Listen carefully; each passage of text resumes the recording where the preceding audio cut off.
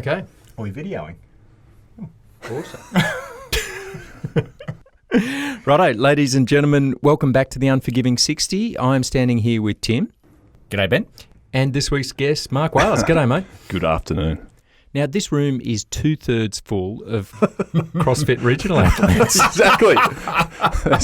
There's one outlier, but yeah. Hey, I'm a Pan Pacific Masters silver medalist. Let's just do the roll call. You're a CrossFit Regional athlete, Mark? I actually am, yeah. Yeah, same here. Were they in the day where you could just nominate yourself to go to regionals? Actually, it wasn't far Yeah, off. we won't talk about before the Open, yeah. Well, actually, you also won an event at that CrossFit Regionals. Did too, yeah. That was a 5 minute. I don't do anything longer than 5 minutes if I can avoid it, but that's how long the event went for. So I think it was for reps, right? It was just like bulk. Yeah, and it was right in your wheelhouse, wasn't it? Yeah. Deadlifts and Biceps for reps. Biceps and tries, and I had old Pete there calling the shots when I was trying to do it too. So yeah, it was brutal. So they was short repping you as well, and you still won. Short repping me, still won. I don't talk about the last event we did where I basically greyed out and couldn't handle a run, but I just talk about the good one that I did. Yeah. that was pretty So good. podium finish for either of you? No. Okay, No. so you nominate yourself to go to this pseudo-regionals event and you don't podium, but you're still bragging about it. Didn't nominate. I thought we you did got sectionals. So there was Sectionals. a So the elimination. 6 of you that did sectionals, and of that, 6 of you went to regionals? No.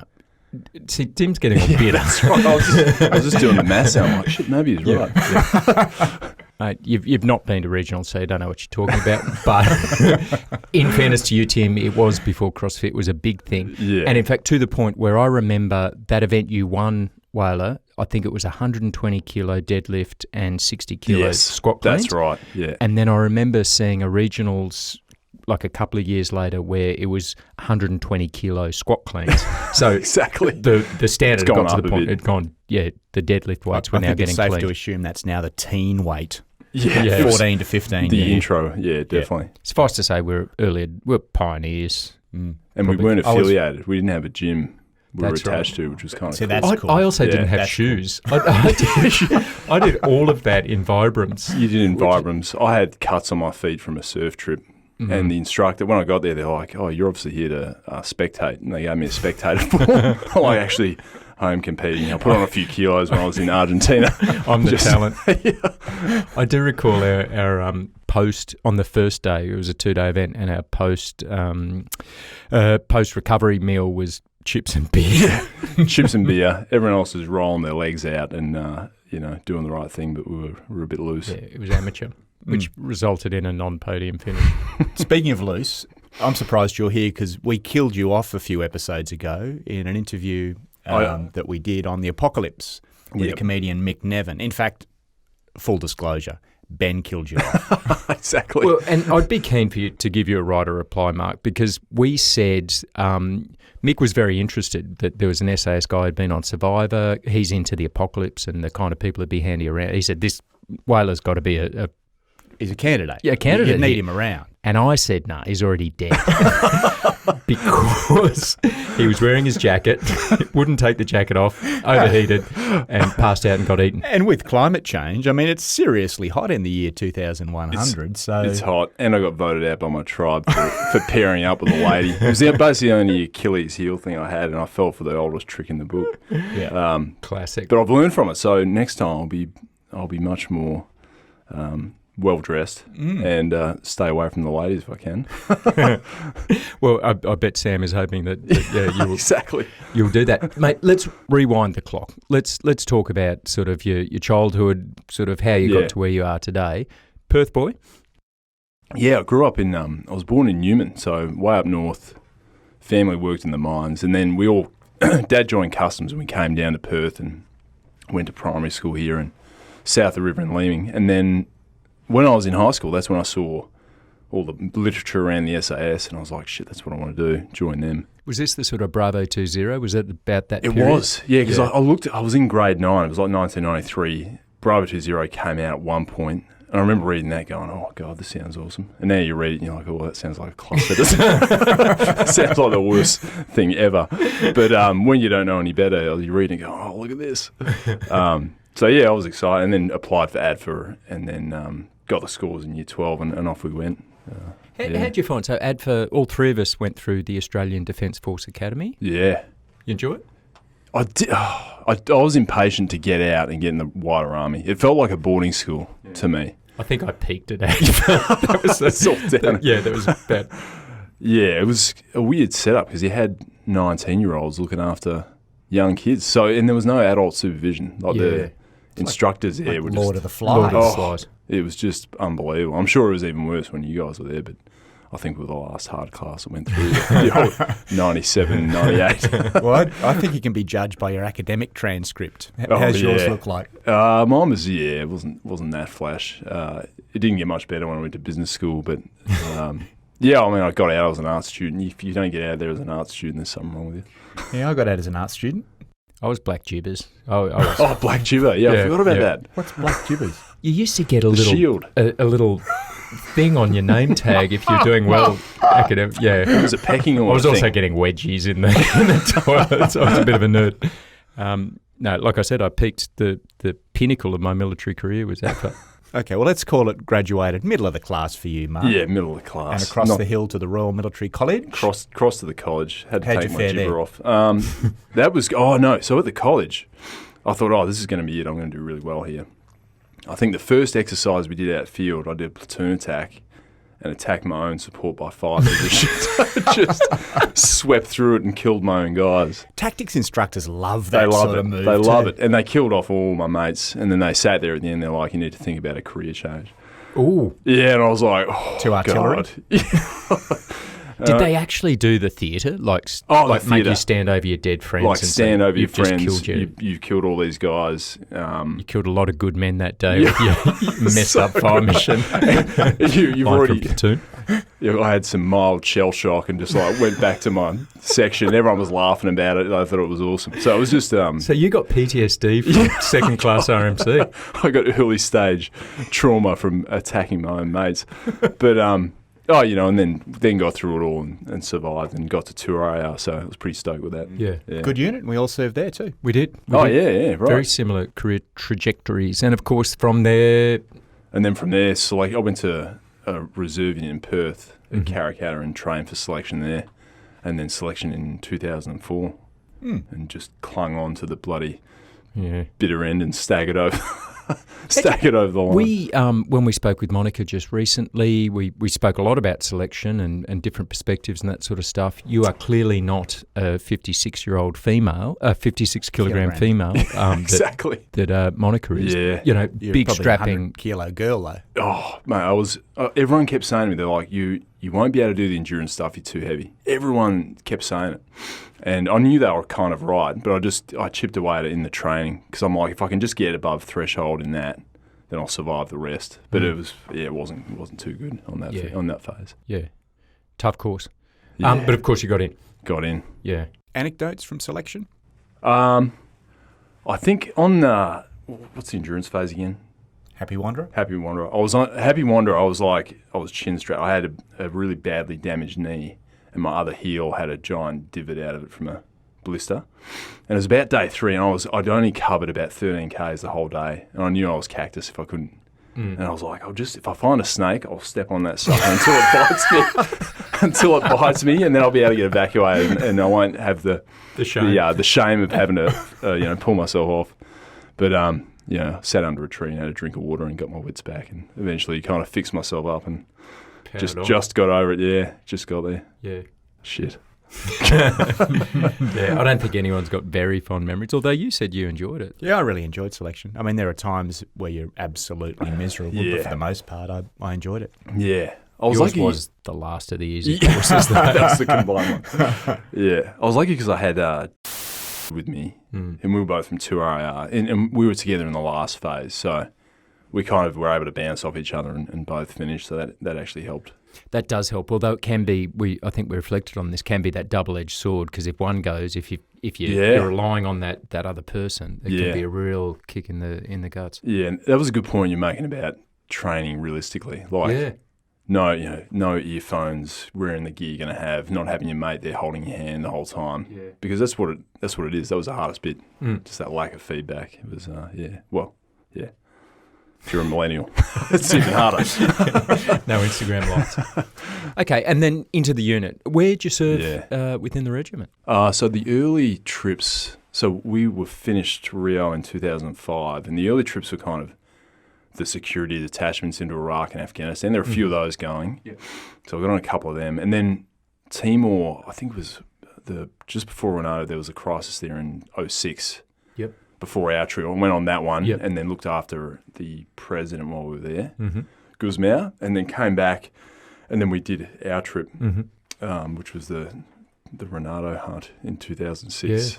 And then after that, straight to the rotation 5 piece. And into then, Afghanistan. And then it was just Afghanistan from then on. We were flat out. Yeah. Really, so. Yeah. Reflections on the unit. So it was even better than I thought it was going to be. Like, you kind of know it's going to be good, but it was even better than I thought it was going to be. And I knew it from when we got our first lesson on the M4. I think it was, he's like, for anyone who hasn't done a weapons lesson, normally you get all the details of weapon, muzzle velocity, the exact weight, all this garbage that doesn't matter. It just holds the gun and goes, yep, weighs about this much. It's got a fair few bullets in it. They go pretty fast, pointing this end towards the enemy. Any questions? This is how you load it, unload it. All right, you qualified. And then we get into the training. Adult learning environment. Yeah, and then that was just, like, that's just one of the many things. But the amount of corporate knowledge in a unit that's been around that long and seen so much combat is really good. I loved it, yeah. Yeah. And what were your reflections? I mean, I think we've spoken before about ultimately what you're doing in the military is preparing for combat. You're sort of training towards it. And although it sounds paradoxical, it's kind of the goal. You want to get combat experience. Yeah. What were your reflections on sort of finally hitting that point and seeing combat in Afghanistan? Yeah, I remember talking to you about it when the rotation formed. It wasn't even going to happen because it was like the end of the year. Yeah. And they weren't going to do it, and they're like, all right, we'll form a composite troop and we'll head off. And I was like, oh, thank God, because you're waiting for that chance to be a true commander in that type of theatre. So we formed that composite troop and took off. And I think it was September 2007. And I was talking to when we were in East Timor, and he's like, oh, no, there'll be plenty of action left over there, because I thought it was going to be over by Christmas, usual story. And then, we went over there, and then one of the first missions we did was a clearance of the Chora Valley, which they'd done, I think the Dutch and Aussie troops had done that a year before. December 2006. Yeah, and they'd had some serious combat in there, and they were still controlling the valley, so we went back in, did another clearance with a Gurkha unit, and that was the first time we got in real kind of in real shit. And was this Matty Locke? This was when Matt Locke was killed in the start of that battle. And then we spent, I think we were in there for about 12 hours trying to get out.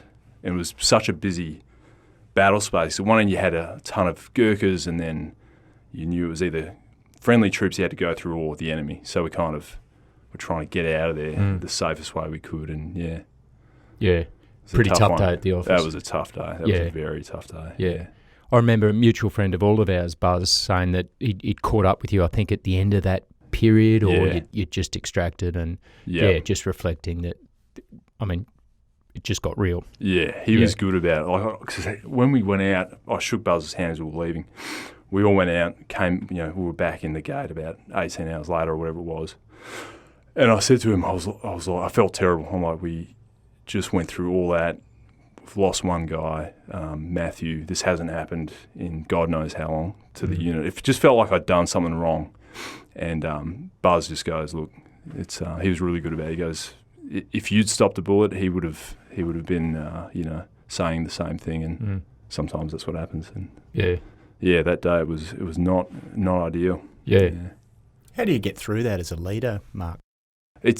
I was talking about this the other day, because there's no, and it would have probably been the case for you guys too, there's no instruction or corporate knowledge about what happens to a team if you get a fatality. So I didn't really know how to handle it. I kind of, on reflection, wish I'd been a bit more transparent, because I was hurting from it. It's a shock to have something like that happen. And I think if you are more open about it, you kind of give people permission to grieve a bit, and then you can get on with it. It doesn't mean you're not able to do your job if you're upset about someone dying. Like, Yeah, it's a pretty natural human reaction. Yeah. But if you just put on the stone face, people are sitting there going, am I the only one here that's actually feeling pretty bloody bad about this? So if ever this happens to someone else, that'd be my advice, to be open and transparent, and doesn't mean you can't do your job. Yeah. We've talked, and I can't remember who with, but about that normalisation, just being able to sit back and say, well, that was messed up. And exactly to your point, Wyler, that I'm not the only one that's feeling that was traumatic or confronting or that, I'm hurting because of it. I think that's so important. Yeah. Did you play the stone face? A little bit, although some of the trusted guys I had in the team, I would say to them, like, oh, this is terrible. I feel terrible. And I just never knew, you never know what to expect. I never knew what that was going to be like. And then to finally be confronted with it, you're like, holy shit, this is very difficult. I found it hard. And what about going back again? You've got to reload your magazines and put them in your vest and head out the next day. Yeah. How do you do that? I was afraid. I was like, because all of a sudden I was like, if this is not the game I thought it was, this is going to be very different. People are actually going to get hurt. This hasn't been the case for the unit. I think we'd done 4 years and no one had really been. Yeah, it was all there'd been some injuries. Fun and games till someone loses a night. Yeah. And so I found that, I was like, oh, God. And then what we did is we actually added a few things to the team to make it tip things in our favour a bit. We took a couple of labs out. The second time we went out, well, this is serious. Let's get some light armoured vehicles. Some light armoured vehicles. And I think we just got a bit smarter with combined arms. We just had more support and redundancy no matter where we were. And that helps, yeah. Now, a lot of people see pictures, imagery of ramp ceremonies, but could you talk to us about a ramp ceremony, the emotion alongside it? Yeah, it's weird because you go out... Firstly, what it is. So, ramp ceremony, for people who haven't heard of it, it's where we have a ceremony to farewell someone who's been killed overseas. And generally their bodies are taken in a bit of a ceremony to the aircraft, and they're flying home and everyone's there to kind of farewell them. And the ones I saw in Afghanistan was all the Allies came out to do it. Didn't matter if it was a Dutchie or a French person or an Aussie. That every person came out, and all the Aussies would kind of line a tunnel heading to the aircraft, and they would carry their mate up this kind of tunnel to farewell them. And it's pretty, it's moving stuff. Yeah. And so for us, we're standing there saluting a guy off who we'd been working with not a day or two earlier. It's all sorts of emotions when you're dealing with that. It's like, we're going to have to work after this, so you kind of have to hold it together, but it's not nice. Yeah. And even in the 2010, the later tours, I think we had 10 ramp ceremonies. We sent 10 Aussies home in about 2 or 3 months because there was a crash and there was just a whole lot of it was really, that was rough. Yeah. So from Afghanistan, I'm trying to think the sequence, because we've obviously had a lot to do with each other over the years. When did you actually get out of the military? So I did my last tour with in 2010. Then I went to Canberra for 18 months with Duntroon. Yeah, that's right. So we were there. We were in Canberra for a bit. That's right. Yeah. Well, and in fact, talk to us about that, because that's a pretty important job. You were instructing at RMC, so having killed half your platoon there as a student, you were back. Now you were teaching tactics. All sorts of messed up battles overseas. I'm back to train the cadets, but that was really good because I kind of took it going, oh God, this is it's not a special forces posting as such. But I went back there, and to actually get involved in training young people who are really motivated to do something was super rewarding. Yeah. So for 18 months I was the lead instructor in first class, and we just did a ton of great training exercises. And you actually have some knowledge behind what can go right and what can go wrong, and also even the stuff around that. I'm like, this stuff can happen, people can die. This was my insight from it. Yeah. And the reality was that a lot of those junior officers on graduation were going out to units that were going to places like Afghanistan. Yeah. So it was far more pointed and real. Yeah, absolutely. And also the reality of it is that people like yourself serve as such role models. I mean, we'd see the kind of generations of officers on selection who say, I had Mark Wales at RMC gotcha. and wanted to be like him, and that's why I'm here. Yeah. That sort of thing, which is really important for the unit. Yeah, it's smart that whoever the SOCOM guys were that actually started putting our guys in the slots at RMC was smart, because it had been when I was there, he was my Adge, and he went on to be a squadron commander in, I think, one squadron. But I watched him and I was like, holy shit, I want to do that. And I think the same happened because did it before me. Then I did it, so it recruited in the end a few guys. So. That's clever. Rick Burr was one of my instructors at Royal Military College, awesome. the current Chief of Army. Awesome. Yeah, he's a boss. Yeah. Before we leave RMC, talk to us or tell us in detail what is now a very infamous story of the Shaggy Ridge Phase 2. Shaggy Ridge. So we had we were running the kind of sleep deprivation and starvation exercise, which is the last hurdle for any RMC cadet. It's a pretty important exercise, right? Everyone remembers it. It's pretty hard. And we were running our one, and it's normally like a 5 or 6 day exercise. And this time, someone had found an admin instruction off a printer somewhere in the base, right? They'd found it. They had the finished dates. They had everything in it. Because they're not supposed to know when it ends. No, that's part of it, isn't it? Yep. Part of the psychology. You kind of know where it roughly might end, but you don't know exactly. And we found this out. We knew they were just biding their time to the end of the X. So I told the CEO, and he's like, I said, we've got a few options. We can stick with the end date, or we can extend this sucker and see what they've got. And he's like, oh no, let's extend it. To his credit, he was happy to let me run with it. So we came up with a plan. We brought them all in at the end of the X and said, that's the end of. Well, actually, we didn't even say that. We're like, come in, hand back your radios and rations. We put them on buses, and they were all high-fiving and getting selfies, and they thought that was that. And then we took them back to Duntroon, which was half an hour away. And I just walked out and said, all right, that's the end of the first phase, and now we're starting the second phase, so get back on the bus. And I felt pretty bad. I was like, I felt like I was beating up puppies, basically, because they were all pretty tired. And then we sent them back out for 24 more hours, and it completely changed the dynamic of their teams, because there were some people that were kind of just hanging on, and the facade was still up. And then after that, there was some dropped facades. So. A few tears, wobbly bottom lips. Cheating is clever. I can't blame a cadet that sees an admin instruction on a printer, the errant admin instruction. That's fine, but get your hopes up for that end date. Pin your. It's like the climax anticlimax thing we spoke about with Mon. That you think that's it. I said if it's a black op, it's got to be tight, and you guys let yourselves down. Oh, that's brilliant. Okay, so finished up at RMC, and then what on earth sort of drove you to decide for an MBA, and in particular one in the States? Yeah, I remember chatting to you about it earlier. On my last tour overseas, I was kind of looking at, I'd always want to go back to the US because I'd spent some time in New York, and I thought it'd be great to go back and study there. And after doing all those tours, I thought, if I'm going to jump, it'd be a great time to do it now. But to get into a US MBA, you've got to sit a GMAT, which is, for anyone who hasn't done one, it's a standardised test, goes about 4 hours, and they basically use it to rank students. And it's got algebra and geometry and all that stuff that I'm pretty bad at. And your ad for academic results don't count, so you don't get a free ride off there. It is the selection course of the academic ones. Having done one myself, I think that was more painful than as a selection. That's a hard test. And my background in the history of rock and roll and ADFA and naval history really held me in good stead for that test. So I think I sat it 4 times before I got the score I needed to get Wharton, and then kind of pulled the application together. Got accepted, went and visited, and thought, all right, I think I'll jump.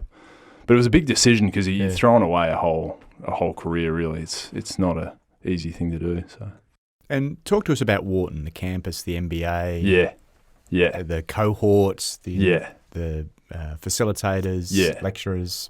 So when I knew it was a special place because when I visited, there was a guy there that had been Australian Army, and he knew I was coming, and he wanted me to join the class. And he goes, meet me at this pub at this time in Philly. And I walked out expecting, he'd be there with a beer or something. But he'd recruited about 20 other veterans from the school that were there to meet me because I'd come in from Australia. And all these guys they were either Navy SEALs or pilots or, Korean intelligence. They were all nationalities and all people were there waiting to shake my hand and welcome me to the school. And I was like, holy shit, I've never seen that in Australia, or no one's ever done that. And I felt I was really moved by it. And I thought, this is a good community. It's a really good group of people that are excited about school. And it's a completely new field as well, because you go to the bottom of the stack, you're SAS, you're kind of revered in that field and everyone thinks you're awesome, and then you go to business school and you're at the bottom of the stack again. Actually, we're the only ones who used to think we're awesome. I convinced myself of that. And then when I went to business school, I was like, I actually don't know anything about this. And but it was a great institution. And I think leaving the military, having 2 years of another institution where I was separated from the military was actually a good thing for just general recovery. It was good. And let's talk through the workload of an MBA at Wharton. Yep. What's it look like? So the first 6 months is like the core curriculum, and that's the tough bit. So all the main subjects you got to get. Finance, accounting. All that stuff. And I went through all that. I was just so excited to be there. I was out partying most nights and not doing anywhere near as much work as I should have. And my grades were terrible. I was getting eaten alive because these guys are so competitive and so good at their job. They've been in industry for 5 to 10 years. And I was just the bottom of the class in a lot of different classes. And they've come from, big banks, finance, consulting, McKinsey, Bain, BCG. I remember the average score in the final exam, my accounting class was 93%. The average score, and I think I was like 65%. I was going to say that's factoring in you bringing it down. So it was probably really 99%. Yeah, normalised. There's some good mathematical work you can do over a bar. I mean, you've got those receipts and doing your calculation. You had foreign exchange to consider. Yeah, exactly. It was a mess. And I remember the woman that had recruited me in at the start, who kind of put a bet on me and goes, no, this guy will be able to do it.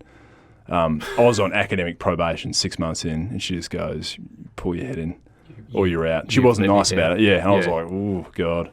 Where were your 20 veteran buddies at that stage? It was just crickets. So I'm like, hey, help me. They were at the bar having a good old time. So was that a point of calibration? Oh, yeah, that was a learning moment. And then I stopped drinking for about 3 months, which in an MBA is no mean feat. And also suicidal. Yeah. You need something to get you through the finance and accounting subjects. But once I got through that kind of first 6 months to 1 year, it was great, because then you can pick all these electives that you're interested in, like I did entrepreneurship and marketing and all that, and it was just unreal. That's when it got really fun. That's very cool. Yeah. And any travel in the States at that time? Oh yeah. So we did a school trip to one of the ski fields. We hired out a whole resort at Breckenridge. Yeah, right. Whole school just went through there like a dose of salt. Did a rugby trip to South Africa, rugby tournaments down in Virginia. It was cool. It was so much to do. So you're playing school rugby? Yeah, school rugby, because I wanted to play like gridiron, but then you have to know a lot of technical stuff. So like how to play gridiron. Like how to play gridiron, just little things. Small obstacles. I'd watch Jared Hayne just make a meal of it overseas. And so we played. The rugby team was a big mafia group at school, and it was unreal fun. Really good crew. That's very cool. Yeah. And so on graduation, you'd had that interest in entrepreneurship. Yeah. How did Kill Capture come about? Yeah, so I'd had this idea about it when I was going over, and I was trying to get a good jacket for school because I wanted a cool leather jacket. So I put aside some money to get one. And when I looked around at all the shops that had jackets, I was like, these aren't actually that good. So I kind of came up with a few design ideas, but I didn't know how to execute it because it was still in the early stages of school. And I put the idea in a business school contest, and the judges just eviscerated me. Like, this, the name of this is offensive. Like, this idea is terrible. And it kind of shelved it for probably about 6 months. And then towards the end of school, I'm like, actually, I might do it. And I managed to get a prototype built in New York and then took it out of the school fashion show. So nothing had changed. Nothing had got better. No. It was just it was distant from the... What had got better is time. I kind of sat on it, reflected, and I was like, oh, no, I think we can do it. And then just built one. But the early versions I made, I think I made them for $1,500 and I sold them to my friends for $1,000. And I was sitting there going, that's not a business model. Did you learn that at the MBA? Yeah. Is that what they teach you at Wharton? 2 years to learn how to sell something for less than you paid for it. Let's talk about the name Kill Capture. Capture with a K. Yeah. What's the origin of the name? I was sitting there, I was thinking of a bunch of names, I wanted something really strongly military, something distinctive, and also something I could buy the domain for. And I thought of Kill Capture because it's got hard Ks in it, like Calvin Klein, Michael Kors. They're kind of well known as strong brand names because of the hard K. And then I thought of Kill Capture, and the domain was available, and I kind of went with it because it is a bit distinctive. But I get a lot of shit for the name because it is really out there. But you carve a really line in the sand of a bunch of people that won't like it ever, and then a bunch of people that love it because it's just a bit hard hitting and there's no precedent for it. Of course, as background, that was the mission verb for a lot of the activities we were doing in Afghanistan. Kill Capture a high value target. Yeah, and you can argue about the effectiveness of it as a mission profile, but as a fashion name. and the hard Ks, you've got Kiki K, the female fashion brand. It's 2 hard Ks. Good, that is true. It's stationary. I don't think so, is it? Yeah, it is. Will we ever know? It's stationary fashion. It's actually quite We'll sideline Tim for the fashion discussion.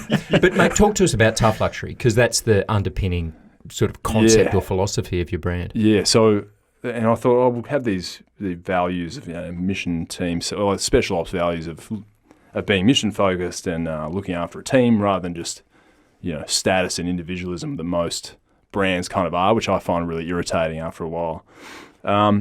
And when I first started building, I go into these contracted areas in New York in the garment district, and people would be like, "What the fuck is this guy doing?" Like we're used to the scrawny, interns coming up here and who actually know what they're doing because they're at Parsons Fashion School. But I had mates that were from Parsons that kind of talked me through the process, and was just able to get a guy that did a build who was really good at it. And I had to pay top dollar, but his quality is really strong. And just kept selling. He designed or you designed? I designed with a mate who was an actual fashion designer. She did all the proper design for it. And then with the tech pack, we built some prototypes and then just modified those as we went.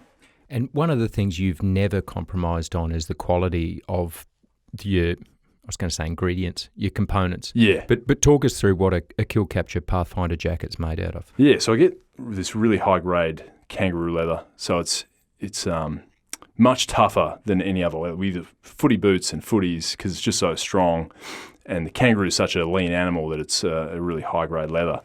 So started with that. There's some fur that lines it as well, and also some decent lining, and all the zips and hardware are all really high-grade. The idea being that it's just going to last. Like, you don't want something that's going to fall apart. Am I right in saying it was originally, or maybe still titanium zips, Kevlar, buddy thread? No, we didn't. We were going to put that in, but we haven't. That was the prototype, wasn't it? That was the prototype, but we haven't got the bill. Then we got the bill. Next step is graphene for fireproofing or something.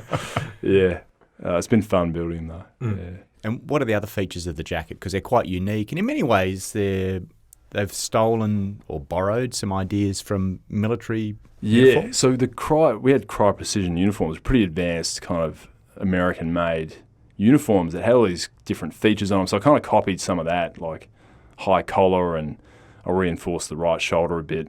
There's also that mounting pocket on your shoulder. So generally, if you're carrying body armor, you can't use pockets on your front too much, so you get them on your sleeve. So that was one thing. And just taking that kind of streamlined, minimalist design, I really like that. So we copied that as much as we could. Very cool. Yeah. And so that was the sort of kickstart out of Wharton, but also McKinsey. Yeah, I thought the old selling at $1,000 wasn't going to pay the bills.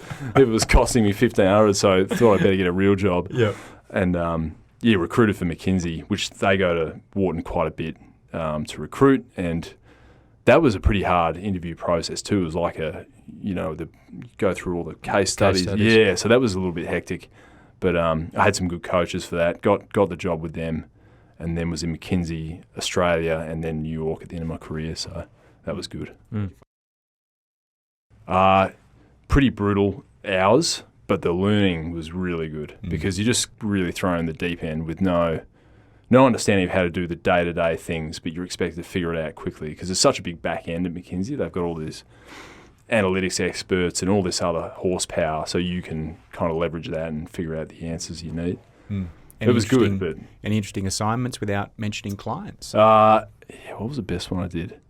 A lot of mining. So I was up in some of the Australian outback, some of the coal mines up there, optimising operations. That was pretty cool, actually. And then a couple of good retail ones in Sydney. Figured out how to optimise a cheese packet at one point. That was pretty cool. Nothing for Kiki K, though?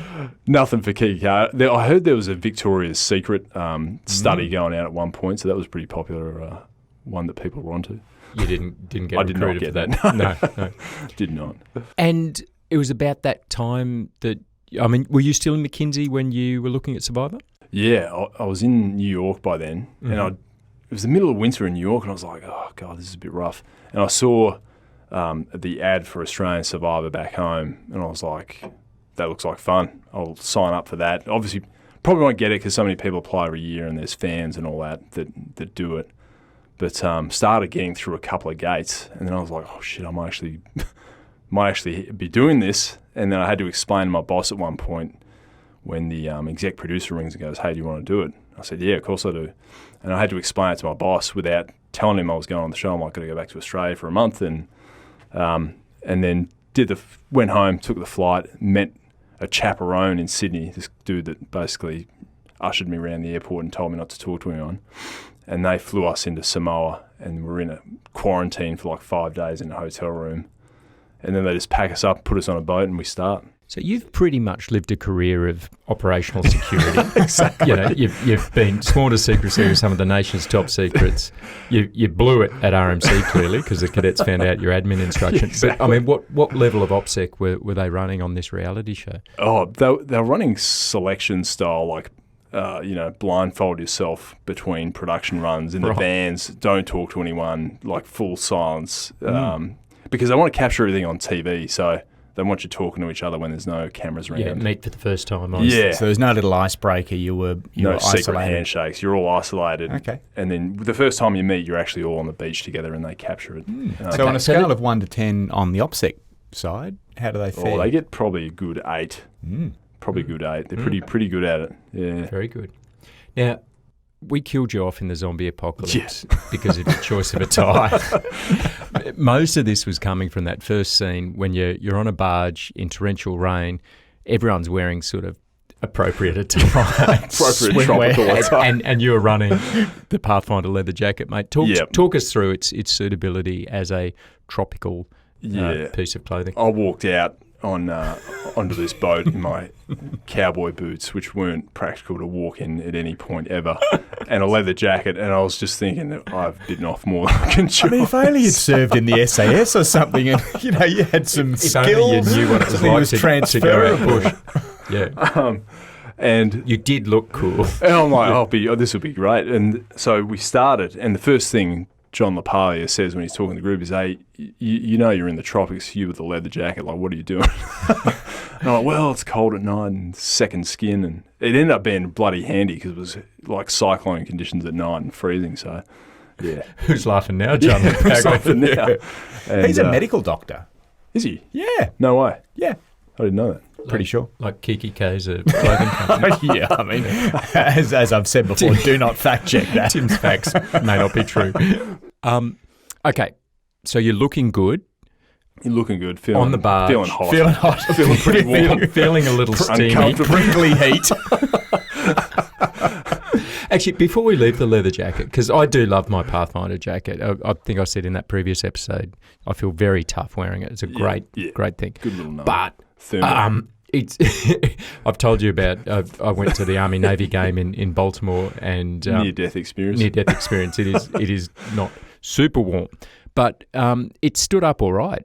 You've still got the jacket you wore on that show. I've still got it. I've still got the one I wore on the island. I just got it cleaned up when I came home. Yeah. But went through all the salt water and went through it all, swam it out, and it got hammered, but it's still pretty good. It's a great auction item. Still going. Yeah, it's still alive. What would it fetch under auction, do you think? Oh, they're good.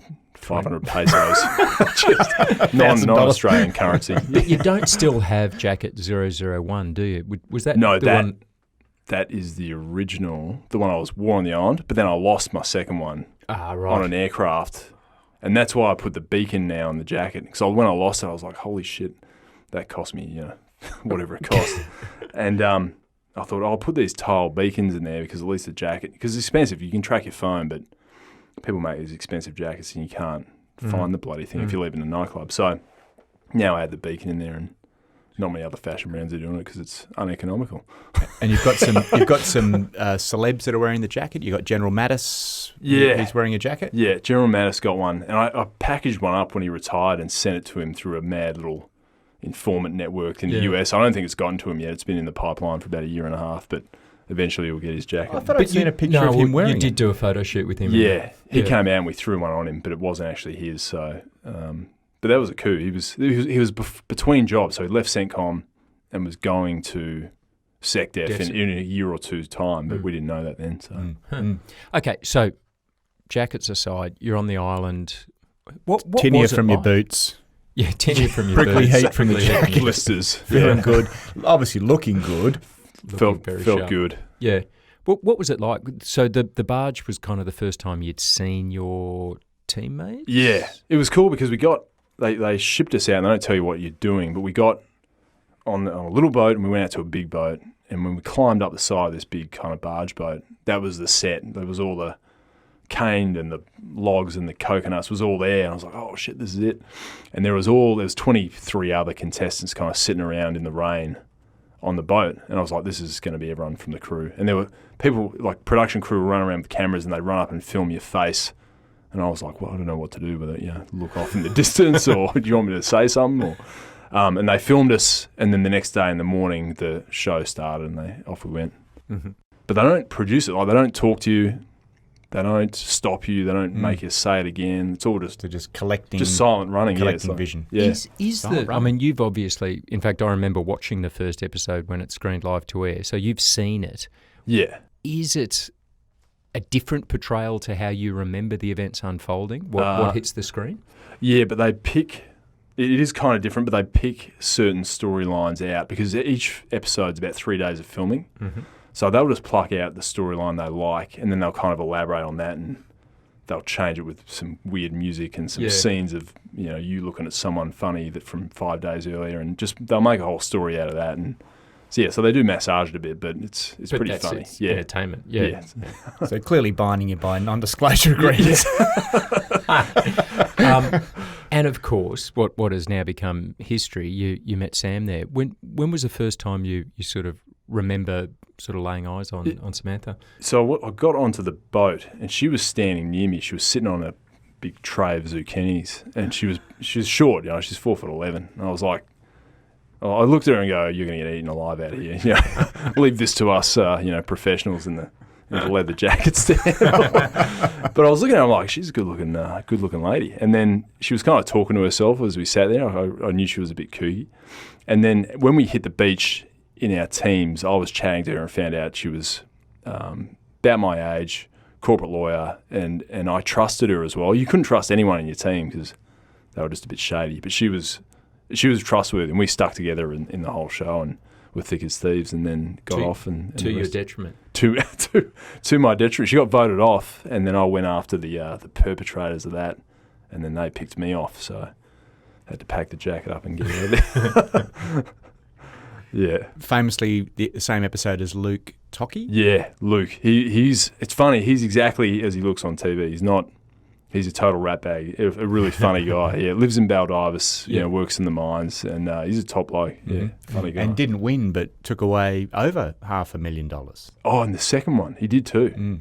And now, so he did that, and now he's running a TV show with Channel 10, which is live stream commentary on Survivor. So, and he's on TV. Yeah, he's done really well out of it. He's done really well. Seems very genuine. Yeah, he's awesome. Funny guy. And forming friendships through people that, I mean, you're competing in many ways. Yeah. But you do form friendships through those alliances, but even the fracture lines, Mark? Yeah, so after I got off, I met a bunch more of them, and AK was one. He's kind of a villain from our season, but he's a really lovely guy. And then Amy, she was a female tradie, like sold herself as a plumber on the show. She lives right near us, so we're all pretty good mates, really. And of course, cool. Jackie, we were just watching the scene of you getting voted off the island. A lot of friction with. We watched it 8 times. It's fantastic. Yeah. Where you call her out, and then she ends up playing a pretty special part in your wedding. Yeah. Jackie voted me out, and then we made amends and did the old what's the name? The MC. MC'd Celebrant the wedding. Yeah. And did a great job. That's her career, champagne celebrant. Yeah. Very cool. Was it sort of anticlimactic coming off the island? It was a bit weird because you come off and you have 1 or 2 days in a hotel and then you're shipped home. You don't really have a debrief with everyone on the island. So that was kind of weird. But Sam had just come off too, so I called her up and I was like, get over to Perth, we'll catch up. Yeah. And that was Was there romance before you were voted off? Oh, we knew we liked each other on the show, but you couldn't get away with much because it's all tight quarters and you can't, you really can't. It's just not the conditions for it. So it wasn't a lot of romance. You mean sanitary conditions? Exactly. My leather jacket was a bit dirty by then. Yeah. And so what now? So Sam actually got me into corporate speaking. She'd been doing it for years. Yeah. And I had kind of wanted to do it because I'd done a bit of speaking at McKinsey, and I got 1 or 2 clients. She introduced me to a couple of banks.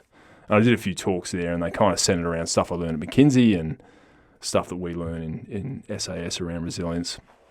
And then I started doing that, and then I got a few more jobs, and I've just kept building on it for the last 2 years. So that and Kill Capture, so they're the only two. Good counterbalance. Oh, it's good fashion fun. and speaking. Yeah, and speaking of which, the Kill Capture social media machine's been in overdrive lately. We've got T-minus 10. I think we're going to do about 18 days. We've got to get all the website readjusted. You're pushing HR. Pushing HR. Classic. We're not ready. We're not ready to cross the line of departure. I'm almost certain I saw a post with a B-1 bomber saying T-minus 10 last night.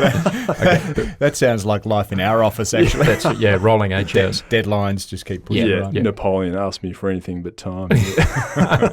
T-minus 18. Yeah. What are you going to drop on us? Is this a scoop? Is this a scoop? This could be our first scoop. So we got a little collaboration with a race car driver who's partnered with a major French luxury watchmaker. And we just had the chance. These watchmakers we'll do a Kill Capture watch. And we did a few designs, and we've got 3 prototypes made, and we're going to open it up for pre-orders in a couple of weeks. So that's awesome. That's it. Yeah, it'll be good. Tough luxury watch. Tough luxury watch. Yeah. We just messed around with it. It's all black and silver, and we got some imagery of it, so we'll drop that. If it was a fob watch, you could wear it in the jacket. Fob watch, little ye old, ye tough luxury. Tough luxury. Well, ye old is ye tough. Suffice to say, you're not going to be consulting to Kill Capture. My luxury is certainly not tough card. and certainly not luxury. Kiki K might be interested in your ideas too. Well, that actually just reminds me of our short-lived ambassadorial gig watchmaker. We were brand ambassadors for a brand I can't remember. No. Well, it's not worth remembering, really. Yeah. They cut you away after a while? Or what no, happened?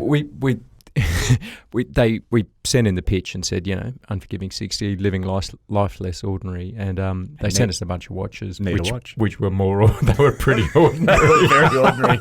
They were living lives very ordinary. I think they went to the kids, and they're probably now in the bin.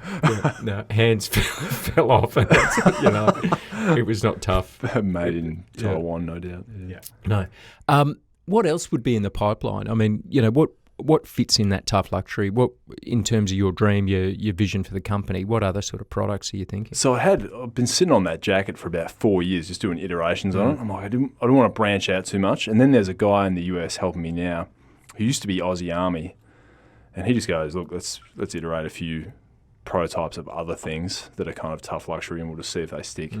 So single-handedly, he raised a rum label, a bloody perfume bottle, an axe, and a few other gifting type things. So an axe, throwing axe, and other gifts. Happy birthday, Dad. Other gifts for the kids. So we got all the gifting stuff, and we'll do another pre-order serial, because then you know what is actually going to stick and who's going to pay for a particular item, and that's the best gauge of what to make. So. If people don't want them, we won't make them. But if you do get pre-orders, then off you go. You can get a batch and keep selling. So what's the dream? I mean, if you were to look, sort of scan the market, where would you like to be? Oh, I think it's the sort of thing that you could grow to 1 or 5 or 10,000 followers. It would just get anything you release because it's high quality and they know it's going to be good. And that way you can just you can secure a segment of the market that no one else really markets to, because all the fashion brands don't really target guys like you or me or have a background in military stuff or first responders. They're kind of ignored by high fashion, and that's an opportunity for us. I've often felt ignored by high And we do not deserve to be ignored by high fashion. Yeah, clearly. I tell you what I can't get is a pair of pants that fit. Like the skinny jeans fad makes it really difficult to, if you've done one squat in your life, then you're not fitting in those jeans. And, I get the older little bit of thigh rub and then they break in 6 months' time. Which is awkward. I mean, a quality leather pant would go with a leather jacket. Quality chap or something like that. Do you reckon you could bring back the leather pant? Whatever happened to that? It's funny because when I was up in the factory in New York, they had this leather set of pants, and I was like, oh, they actually look pretty bloody good. They're coming back. But, a pretty strong statement to be wearing leather pants, but you it's never bold. know. It's very bold. It's very bold. In the year 2000, they were in and around. They were in. Yeah. Well, I grew up. I mean, Guns N' Roses wore nothing but. Yeah. They were my style icons. Yeah. Still are. Mm. You wear them on Survivor next time. Oh, yeah. That'd be interesting. Yeah, all sorts of some nasty jungle issues. Nasty. You'd need some aeration. Yeah. Take the knife to them a little bit. Yeah. You're giving leadership keynotes, leadership and resilience. Some general themes and observations on leadership, resilience, done well or not done so well. What's your advice for corporates? Yeah. Well, when I started doing it, I kind of just touched on when I returned from Afghan. I had, suffering trauma. I found some weird behaviours I didn't understand. When I spoke to a neuroscientist, like, it's classic PTSD and depression. And then he kind of showed me some steps to try and improve it. I had never really talked about that much in these corporate presentations, but as I touched on it, more companies would ask for more of it, or people would come up asking questions about it. So I started talking about it more and more and found there's a massive demand for it. And I never used to, because it's not something you talk about or you're proud, I was proud about. But the more I do it, the more I realise there's a huge need for it. And it's actually having a really good impact. Like, people are taking the things I talk about, which as basic as, rest, good dieting, good exercise, like as simple as that, and they're implementing them, it's helping other people. So that's one that's really been a surprise to me. I didn't think that would be a big thing. I thought it'd be leadership, but it's not. It's that field. Yeah. Yeah.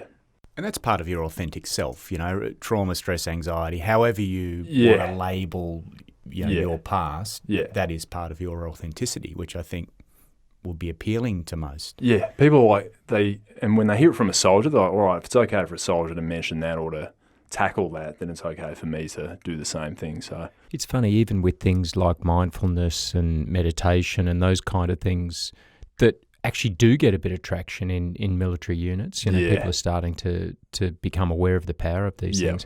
It is funny, the vector when it comes from a soldier saying that, it's like, oh, these guys are supposed to be tough guys, and it almost gives, like you say, gives permission for that to be acceptable. And it goes all the way back to, like, when you're talking about selection, how the physical part is kind of, it's almost a byline in the whole piece. You expect to have a threshold level. Yeah, it's an expectation. It's the baseline. And people focus on it, it's kind of nothing. And the rest is really around your mindset and how you handle tough times, and that's such an important part of soldiering and then life after soldiering. So, what about daily practices, Mark? What do you do regularly, if not every day, that you think improves the quality of life, outlook, mental health, physical health? Yeah, the biggest things I mentioned were kind of bookending your day with some good routines. So at the start, I try and get exercise in 3 or 4 times a week.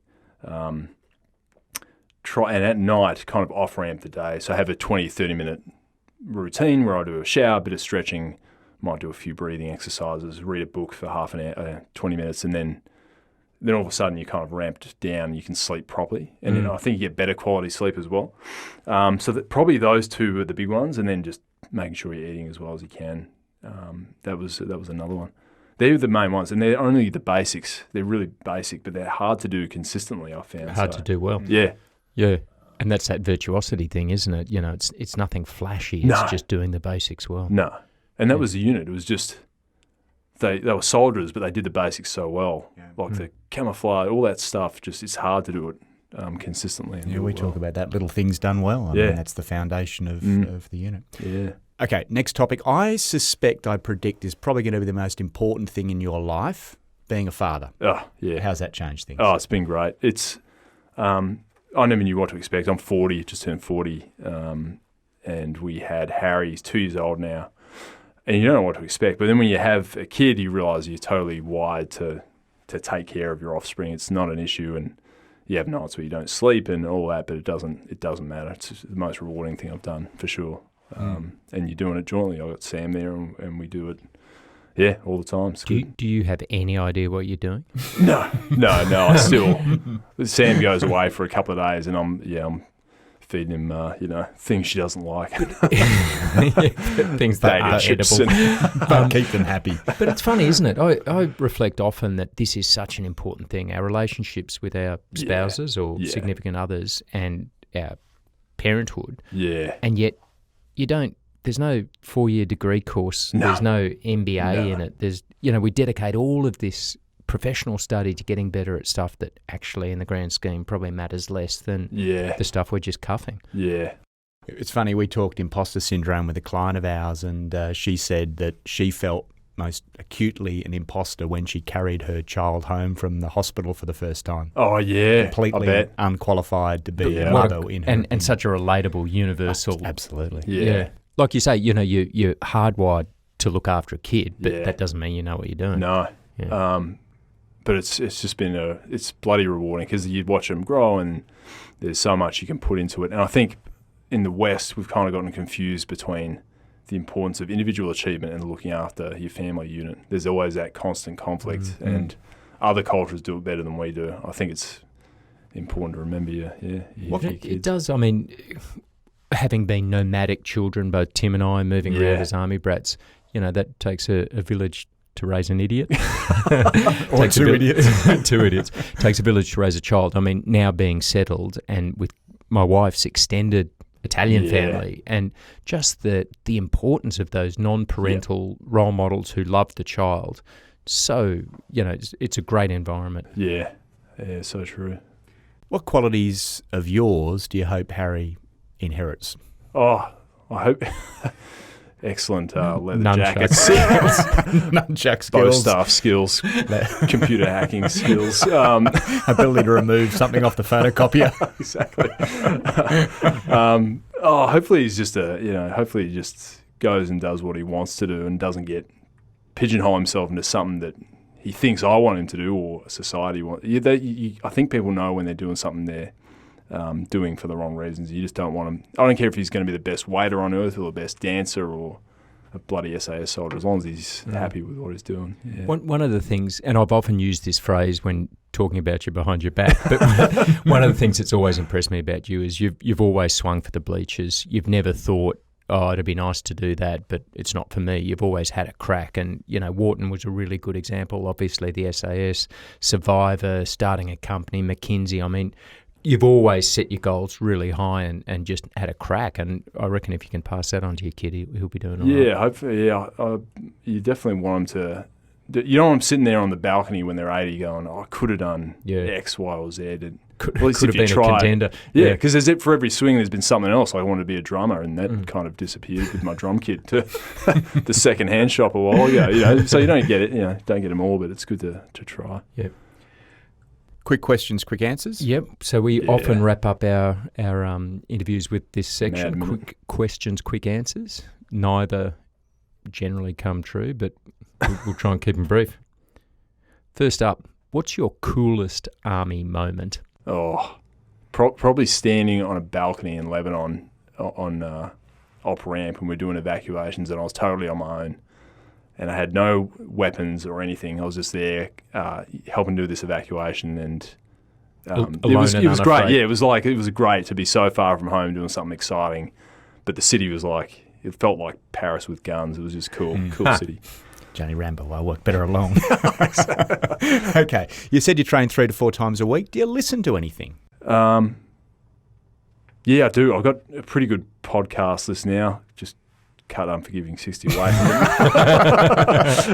Now I got Joe Rogan, got you guys, got Tip Ferriss. So those, I always love getting into those podcasts if I'm driving or training. Yeah. Following on from that, what's your power song? What's your go-to when you need that inspiration? It's got to be anything Rage Against the Machine. Brilliant. It's hard. They're touring in March in the US. Yeah, we used to listen to a fair bit of Rage in our CrossFit training days when we were at Regionals. Tim, you probably would know. I was actually hoping you'd say Harder Than You Think, Public Enemy tune, exactly. which was always a go-to yeah, for that's us. a cracker. Yeah. Mm. A favourite fashion item? What's in your cupboard? What thing do you prize the most? The thing I love the most have to be the cowboy boots, just because they're custom made. You can't rebuild them, so they're cool, but they get a bit painful if you're walking on bitumen or Samoan sand. So if you're walking, or if you're being carried, however, or just sitting like at a bar, or on your Samoan throne. Not leaving the fashion theme. Who's doing fashion well at the moment? Who's your go-to label? Rag and Bone. It's hard to go away from Rag and Bone because these are two cats that went to New York in I think 2007, didn't know fashion and just kind of chipped away at it. And they just make good quality stuff. And I've got a mate who's in a private equity firm that bought some of Rag and Bone, so he tells me all the behind-the-scenes stuff there. Probably just got him in trouble, but that's pretty cool. Some threads there on opportunity and chance. Do you believe in luck? Yeah, there's luck, but again, so much of it is that daily improvements that then you get an opportunity and all of a sudden you're lucky because you put the work in. The harder I work, the luckier I get. Yeah, exactly. My man used to quote that to me. Yeah, it's a good one. Back to songs. You've done a few boxing matches. Oh, yeah. What's your go-to boxing entry song? Oh, AC/DC, Highway to Hell. Oldie but a goodie. Straight out of Kwinana, that one. 5 years ahead, where are you going to be? Hopefully, I want to have a place in Fremantle. So I want to have a place in Melbourne and have a house in Fremantle and go between and do speaking and have enough time to stay with a family and have kill capture growing. That'd be awesome. I mean, if you had a decent MBA, you could come and work with us. We're not hiring. No, I'll probably be an intern with Kiki K by the other double K. Exactly. That's right. Yeah. Shop front. Yeah. I think I know this. Favourite author? Hard to go past Cormac McCarthy. Yeah, that's what I thought. I kind of started with his new stuff after reading The Road and I think No Country for Old Men. And then I just went back and read it all. And I think there's a before and after moment in life of reading Blood Meridian. Everyone's like, that's a pretty full-on book, but it's a great... Turns you. Yeah, it's great. And in fact, we spoke about The Road in the Zombie Apocalypse episode, but yeah, I read The Road. In fact, I was on parental leave after just having my daughter. And, of course, it's that father-child sort of like, geez. I couldn't imagine reading that now. No, I'm choking up just thinking about it. Hard. Yeah, I can't watch the movie. I've never watched the movie. No. He wrote it because he'd had a son. Yeah, he had. And he was quite old. He was like 65, 70 or something. Had a son and it was about the questions his son asked. Yeah, anyway. Give us some Cormac. I know you've got a quote here. There's probably the best one he wrote was about the antagonist from Blood Meridian who's a judge and he's a giant hairless man, super intelligent, and is depicted as a pedophile. Like really, he's a bad egg, and he leads these mercenaries to salvation, but they kind of make a deal with the devil in doing so. But he basically I don't know the exact quote, but something along the lines of like, before man was here, war was waiting for him. And you're just like, oh, that's pretty full on. But it's a cool quote. Now we know why you were killed off at the start of the apocalypse. Exactly. All of the reasons in the episode. But can't what run. would you can't run, can deadlift. It doesn't help us in the zombie apocalypse, however. What would you bring to the apocalypse? Mick Nevin question. A value. So I was going to say fighter uniforms would be high-end fighter uniforms. Everyone would be. Could you turn that kill capture Pathfinder jacket into a bite suit? I don't reckon you could bite through a kill capture jack. No. Have you tried? You just go. If few people in New York try to. You just get thicker leather because mine's like only 0.5 mil thick. You just get 2 mil leather. Do you know that could be the next? You know, you've got the reinforced shoulder for shooting. Zombie proof. You could have a reinforced sleeve for Fending, like the dog fending, bite suits, yeah. fending zombies. What else? That could be Uniforms would be really important. Yeah, that's good. Uniforms. You want it, and you feel tough in those Feel jackets. tough. Yeah. You could even get like a vest going if you wanted to. Yeah. What else? And I make a bloody good white chocolate and raspberry muffin. So Oh, that's mean. so a bit of morale, Actually, for had a the good fighters. guacamole, as I remember. Good Yeah, guacamole. okay. So Well, we need good cooks. you can be back with Mick in the centre of In the rear. the Napoleonic Square, cooking muffins and Just sending salsa forward with a dash of lime and coriander. Sounds like we've exhausted all options. There's a lot covered in the episode. Yeah. No, it's brilliant to catch up, Mark. Thanks a Awesome. lot for your time. Yeah. Thanks for having me. Thanks for coming on the show. Bloody great. Love it.